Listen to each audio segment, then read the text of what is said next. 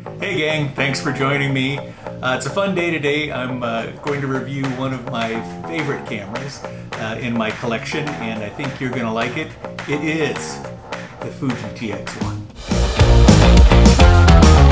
So welcome aboard today, talking about this great Fuji TX-1. This is a camera that has an interesting history. It was started as a project between Fujifilm and Hasselblad, and they came out with two versions. The Fujifilm version is the TX-1, and you've seen probably the Hasselblad version, which is called the XPan. So exactly the same camera, just a joint project where Hasselblad went out and found somebody to build a camera for them.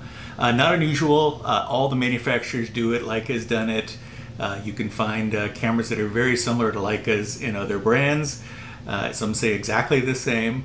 But what we're looking at today is one of those fun joint projects. This is just a neat camera. It is a panorama camera, a panorama film camera. So it takes 35mm film, but it really shoots about the equivalent of two 35mm film frame widths along with one film frame height. So it gives you this great wide panoramic view, and the fun part is that you've got this big wide field of view, and it's a rangefinder camera. So you know you're doing all the work you do with a rangefinder camera, aligning that focus square and watching the frame lines.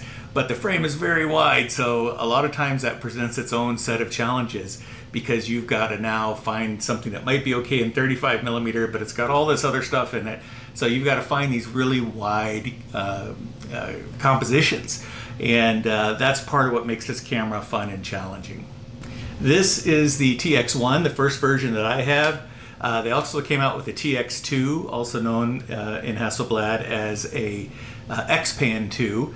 They came out with that in 2003.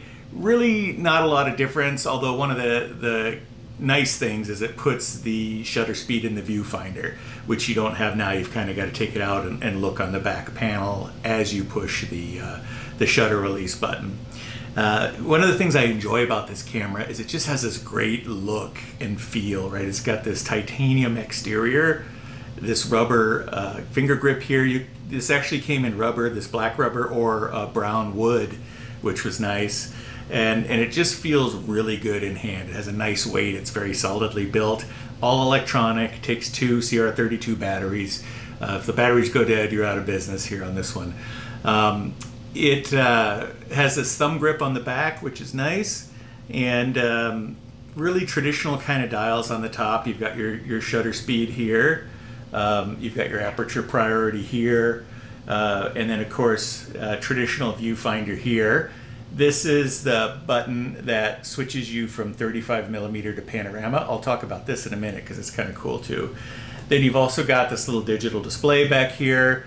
This will show you how many frames you have remaining and some other information. You've got auto exposure bracketing, a backlight for the LCD, and then a manual film advance that you'd have to hit with a paper clip or a pencil in the field.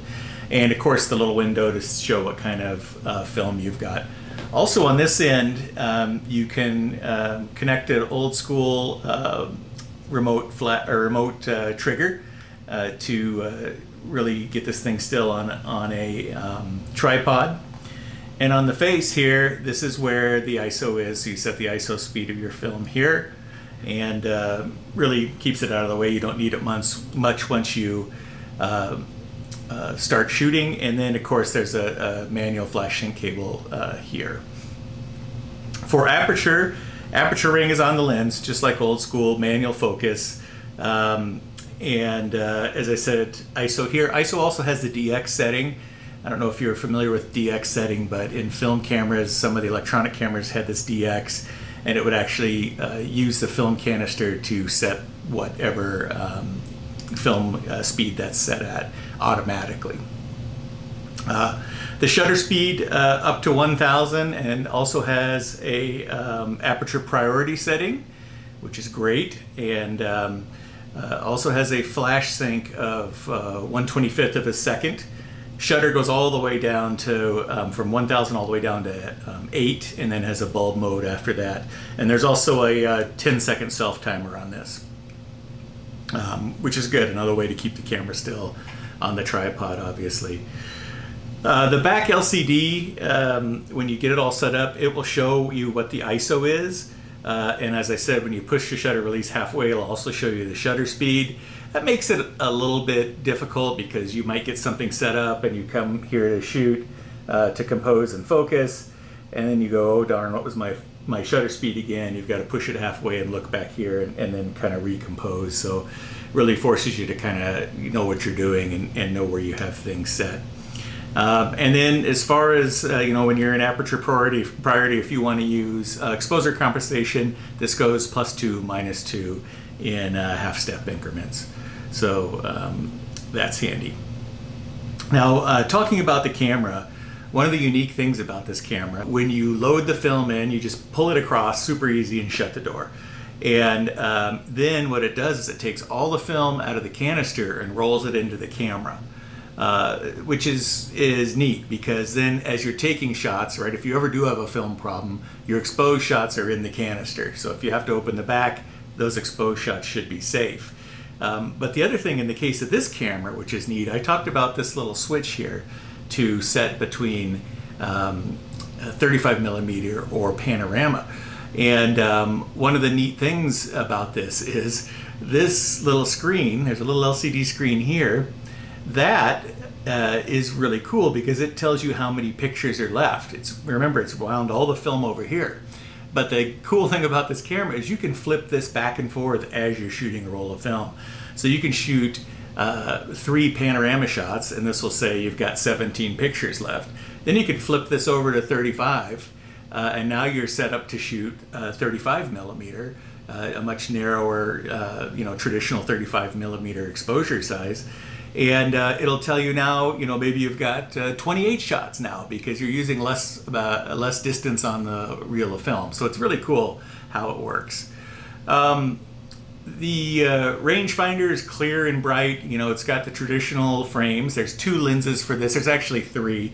2 lenses that any normal person would buy, the 45 and the 90. Then there's a much wider lens that is a 30, and it is so wide that it doesn't have lines in the viewfinder for that lens, so you have to get a separate viewfinder that slides into the hot shoe here.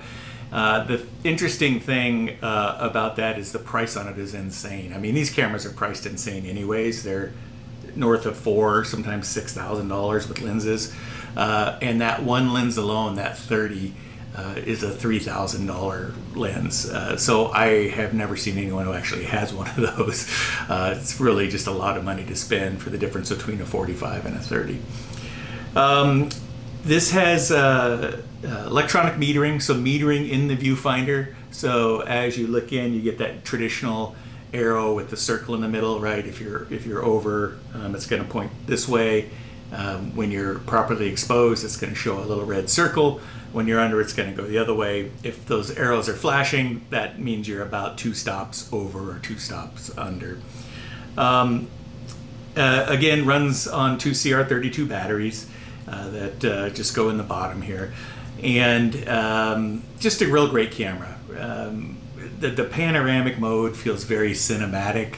I'm going to shoot this. We'll go out and do some fun stuff with it, but just gives you this very cinematic feel because these are like close to traditional kind of movie proportions. But the other thing that is neat is you can do vertical, and you get these really long, interesting vertical shots as well. So, fun camera. Can't wait to get out and try it with you, and we'll head out to the camera van. So we hopped in the camera van, and it took us of all places to Hoover Dam in Nevada and Arizona. Half of it's in Arizona, half of it's in Nevada. But here's a great look at that panorama shot that the Fuji TX-1 gets, no cropping required. This is a shot of the bridge just outside of the dam, which is part of the bypass bridge. So you don't have to drive over the dam all the time anymore like you used to have to. Here's a shot of the big bathtub ring. This is Lake Mead and how high the water used to be versus how high it is now, which is slightly scary. But it is definitely lower now. And then we went down inside the dam and saw the generators. There's a bunch of generators, two sides, the Nevada side and the Arizona side. But that was pretty neat. And then I also took a vertical shot down there just to show you how much fun this thing is when you shoot vertically in that large landscape format turned vertical. So thanks for joining me today. I call this TX-1 the undisputed king of panoramas, and I really think it is. It's a fun film camera to shoot. And so thanks for joining me today. If you enjoyed the video, please give me a like and a subscribe, and don't forget to comment down below. Always love to have comments and have some good conversation. Maybe something I missed or any other questions you might